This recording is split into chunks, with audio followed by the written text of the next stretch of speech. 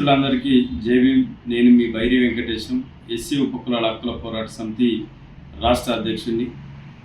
ఈ నెల 27న జరగబోయేటువంటి వరంగల్, ఖమ్మం, నల్గొండ జిల్లాల పట్టభద్రుల ఎమ్మెల్సీ ఎన్నికల్లో పేద ప్రజల గొంతు తీన్మార్ మల్లలను మొదటి ప్రాధాన్యత ఓటేసి గెలిపించి పెద్దల సభకు పంపాలని చెప్పేసి ప్రతి ఒక్కరికి విజ్ఞప్తి చేస్తూ ఉన్నాం. ఈరోజు మనం అందరం కూడా చూస్తున్నాం, గత 10 ఏళ్ల నిరంకుశ పాలనలో ప్రతిపక్షాలే నీరుగారిపోయినటువంటి పరిస్థితుల్లో ప్రజల గొంతును ప్రధాన ప్రతిపక్షంగా వినిపించినటువంటి వ్యక్తి తీన్మార్ మల్లన్న. ఈరోజు దళితుల్లో అత్యంత వెనుకబడ్డటువంటి ఎస్సీ ఉపకులాల పక్షాన కానీ, అదేవిధంగా ఎస్సీ ఎస్టీ బీసీ మైనార్టీల సమస్యలను కానీ ఇలా ప్రభుత్వాల దృష్టికి తీసుకుపోయేటువంటి తీన్మార్ మల్లన్న మన ఇంట్లో సభ్యుడిగా రోజు కూడా మనం అందరం కూడా గమనిస్తూ ఉన్నాం.